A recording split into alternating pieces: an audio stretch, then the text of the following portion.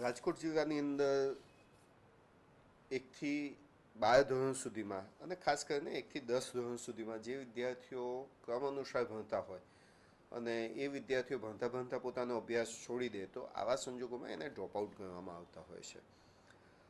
CTS child tracking system જે રાજ્ય સરકાર અને ભારત સરકારની જે ચાલુ છે એ CTSના આંકડાઓ મુજબ ગત વર્ષે 32,948 જેટલા વિદ્યાર્થીઓનું ટ્રેકિંગ CTSના આધારે થતું નહોતું.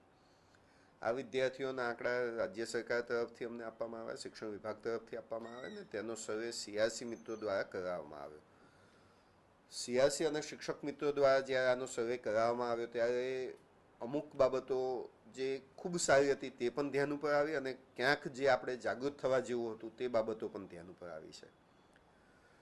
કેટલાક વિદ્યાર્થીઓ એવા હતા કે જે ઓલરેડી એની એ સ્કૂલમાં પોતાનો અભ્યાસ ચાલુ કરી દીધો હતો, તે બાળકો પણ એવા મળી આવ્યા છે. તે આંકડો પણ ખૂબ સન્માનજનક છે.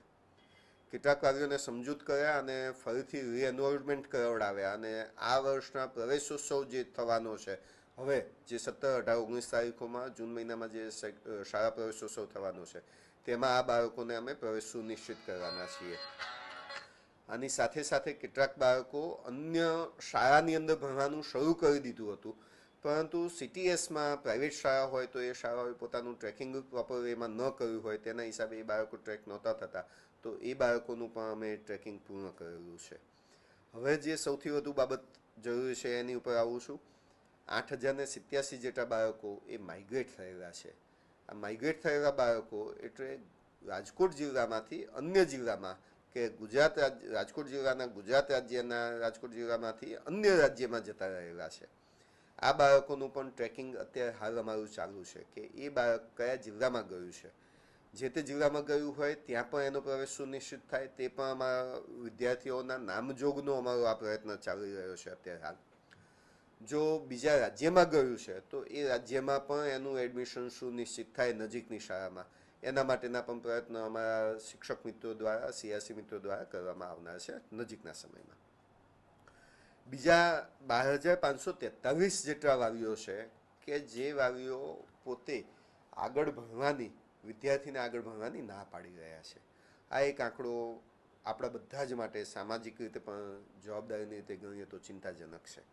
આ વાલીઓ સાથે હવે અમે નજીકના ભવિષ્યમાં 1-to-1 એમનો સંપર્ક કરવાના છીએ અને આ જ વાલીઓ પોતે એમને સમજૂત કરવાના છીએ કે અભ્યાસનું મહત્ત્વ શું છે, તમારા બાળકને ભણાવો અને ભણવાથી એને જે ફાયદાઓ થવાના છે કે એની જે પ્રગતિ થવાની છે તેનાથી અમે સારી રીતે માહિતગાર કરવાના છીએ. આ 12,543 વિદ્યાર્થીઓ કે જે રાજકોટમાં છે અને ભણવાની ના પાડી છે એને જરૂર પડે જો શૈક્ષણિક રીતે એનું અભ્યાસ સારી રીતે ન થઈ શકતો હોય તો એને સ્કિલ ડેવલપમેન્ટમાં પણ એટલે કે ITIમાં કે ડિપ્લોમા કોર્સિસ કરવા માટે પણ અમે પ્રેરિત કરવાના છીએ. ક્યાંક બાળકને ઘરેથી શાળા દૂર હશે તો અમે જે ટ્રાન્સપોર્ટેશનની સુવિધા છે એનાથી માહિતગાર કરી અને ટ્રાન્સપોર્ટેશનનો લાભ લઈ અને બાળક શાળામાં એનરોલ થાય તે માટેના પ્રયત્ન કરવાના છીએ. જરૂર પડે ST તંત્રને પણ અમે લખીશું કે ભાઈ આ ગામથી આ ગામ સુધી આવવા માટેની આટલા વાગ્યાની બસની સુવિધા ઉપલબ્ધ કરાવવાની જરૂર છે, તો એ પ્રકારની બસની સુવિધા ઉપલબ્ધ કરવા માટેનો પણ અમારો પ્રયત્ન હશે. અને જો ક્યાંક એવો પ્રશ્ન હોય કે બાળક સ્કૂલે પણ જઈ શકે એમ નથી તો એવા સંજોગોમાં નેશનલ ઓપન સ્કૂલિંગ સિસ્ટમ અને Gujarat state open schooling system GSOS અને NIOS આની અંદર પણ બાળકને એનરોલમેન્ટ કરાવી અને બાળક પોતાનો અભ્યાસ કન્ટિન્યુ કરે તેવા પ્રયત્નો વાલીને સમજાવીને અમે કરવાના છીએ.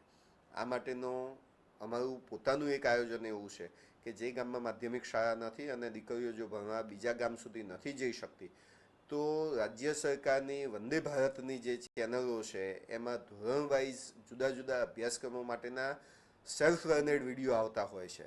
તો પ્રાથમિક શાળામાં જે શાળામાં દીકરીએ 1 થી 8 ધોરણનો અભ્યાસક્રમ પૂરો કર્યો હોય એ જ શાળામાં બેસાડી અને આગળના ધોરણો માટેનું અભ્યાસ જે છે એ વંદે ભારતની ચેનલ ઉપરથી કરે અને 10મા ધોરણની પરીક્ષા જે છે કે 9મા ધોરણની જે પરીક્ષા છે એ GSOSમાં એટલે કે ગુજરાત સ્ટેટ ઓપન સ્કૂલિંગ સિસ્ટમના માધ્યમથી એ પોતાનું 10મા ધોરણનો અભ્યાસક્રમ પૂર્ણ કરે અને પછી પોતાનો બાળકીનો આગળનો અભ્યાસ આગળ વધારે તેવો પણ અમારો પ્રયત્ન રહેશે. 2,685 જેટલા બાળકો જે છે જે અનટ્રેક છે, જે બાળકોના વાલીઓના મોબાઈલ નંબર તે હાલ આપણને ઉપલબ્ધ થતા નથી અથવા તો એ મોબાઈલ નંબર બદલાઈ ગયેલો છે, આવી પણ ક્યાંક ક્યાંક માહિતી અમારા સુધી પહોંચેલી છે.